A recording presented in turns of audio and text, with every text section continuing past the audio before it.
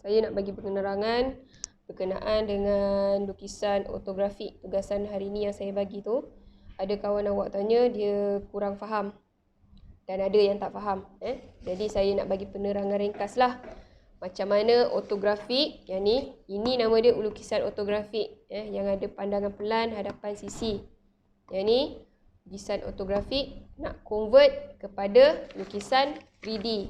Yang ni. Lukisan 3D, maksudnya lukisan isometrik. Okey. Biasanya kadang-kadang dalam peperiksaan dia akan tunjuk lukisan ortografik je. Macam mana awak nak lukis lukisan 3D daripada lukisan ortografik. Maksudnya dia tunjuk bahagian pelan, bahagian atas, bahagian hadapan dengan bahagian sisi je untuk awak nak bentukkan lukisan 3D ni. Okey. Jadi tugasan hari ni yang saya bagi tu ada contoh, macam satu contoh macam mana awak nak buat daripada ortografik kepada 3D. Okey. Yang ni saya tunjuk contoh. Okey. Lepas tu nanti yang tugasan hari ni tu awak try buat sendiri, tengok jadi bentuk 3D ke tak. Okey. Yang pertama, kalau kata lukisan 3D tu dia dah bagi, awak tengok unjuran ke berapa. Okey, sekarang ni awak tengok sudut 45 dia ke atas. Okey, ke atas maknanya awak dah tahu yang tu adalah unjuran yang ke-3. Okey. Iaitu unjuran yang ke-3. Okey, unjuran yang ke-3 sebab sudut 45 dia ke atas. Kalau kat bawah unjuran sudut pertama. Okey. Dia boleh jadi juga unjuran ke atas tapi sebelah sini sudut 45 dia. Dia tukar je. Tapi biasa dia akan letak kat sini lah unjuran ke-3. Okey, sekarang awak dah tahu lukisan ortografik ni unjuran ke-3. Awak kenal pasti bahagian-bahagian dia pula sebelum awak convertkan dia kepada 3D. Okey. Okey, sekarang awak dah tahu yang ni adalah bahagian pelan. Ni, bahagian pelan untuk unjuran ke-3. Yang ni bahagian hadapan. Yang ni bahagian sisi. Okey, kalau awak nak tengok bahagian pelan, bahagian atas kan? Betul? Bahagian atas. Awak tak dapat bayangan lagi tu. 3D tu macam mana? Okey. Lepas tu awak tukarkan dia, bentukkan dia ke dalam bentuk 3D. Pelan adalah bahagian atas. Okey, awak bayangkan, imagine pelan tu adalah bahagian atas. Okey. Garis putus-putus ni adalah garisan tersembunyi, maksudnya hidden line. Hidden line tu maksudnya ada satu bentuk dekat kat dalam objek ni. Maknanya mungkin dia ada garis lurus petak ataupun bulatan, tak pasti lagi. Jadi awak lukis, anggap aja yang ni adalah bahagian pelan. Okey, awak dah tahu, awak lakar je dulu. Okey, pelan ni awak nampak bentuk dia macam ni kan? Okey, awak lakar je dulu dalam bentuk 3D macam ni. Okay, nampak? Ini kat sini. Okey. Nampak? Lepas tu garis putus-putus. Ni maksud dia adalah bahagian pelan. Okey.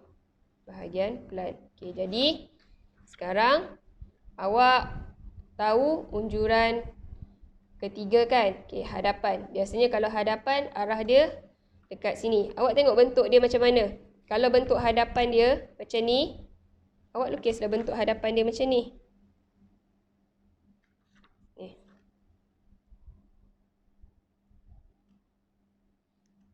Okey. Okey. Lepas tu ada bulat. Maknanya garis putus-putus ni adalah menunjukkan ada bulatan. Okey? Ada bulatan. Okey. Lepas tu, yang ni adalah bahagian sisi. Sisi maksudnya dekat sinilah. Sisi maksudnya dekat sini. Dekat arah sini. Arah sini. Okey? Jadi, kat sini bentuk dia.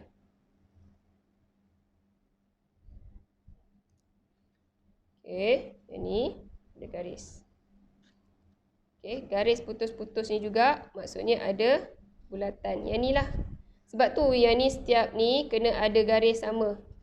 Supaya awak boleh kenal pasti bentuk tu kena kat mana. Ni kena kat sini.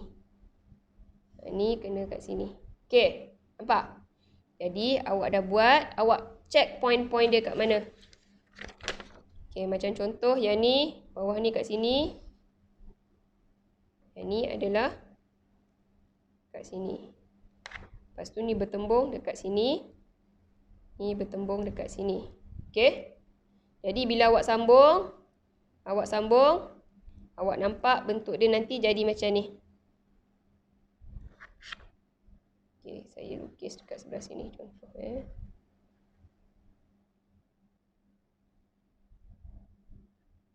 Okey, yang ni bila dia dah bertemu, ni bila dia dah berjumpa ni. Okey, ini dah jumpa ni, ni dah jumpa ni, ini dah jumpa ni. Main point awak adalah pandangan hadapan main point awak adalah pandangan hadapan. Jadi bila sisi ni dah jumpa, yang ni dia akan jadi sengit macam ni.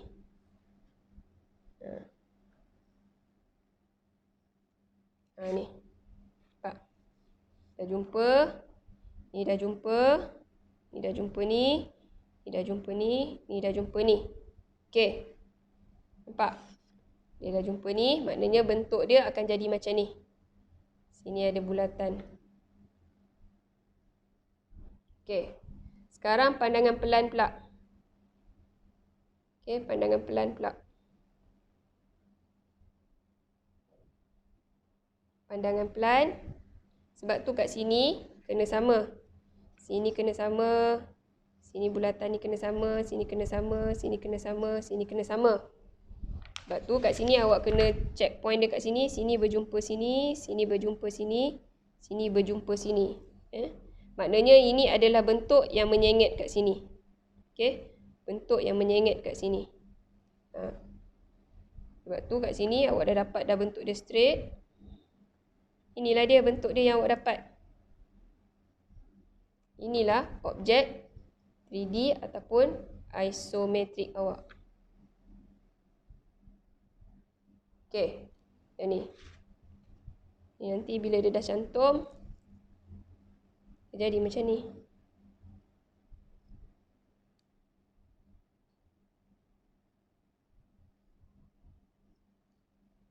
Yang hidden line untuk 3D, kena padam kena padam. Awak dapat bentuk ni. Ini bentuk yang awak dapat daripada ortografik. Ortografik. Lukisan. Sama macam ni.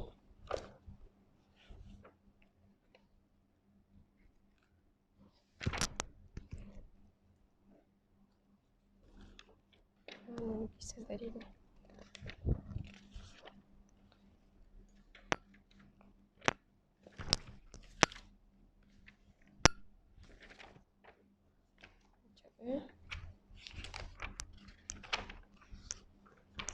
Ni. Ini lukisan yang awak nak buat. Awak dah tahu ni pandangan pelan, pandangan hadapan, pandangan sisi. Awak bawa keluar dia, sort out. Kat sini kosong maksudnya yang ni adalah sudut 45 darjah. Yang ni kosong maksudnya sini adalah 45 darjah. 45 darjah. Jadi awak bawa keluar pandangan pelan tu ke atas macam mana. Ni garis putus-putus ni maksudnya dia ada bentuk lah. Bulatan ke apa. Okey.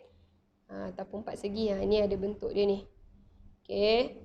Lepas tu kat sini bulatan. Kat sini pandangan hadapan. Awak bawa keluar jadi bentuk macam mana.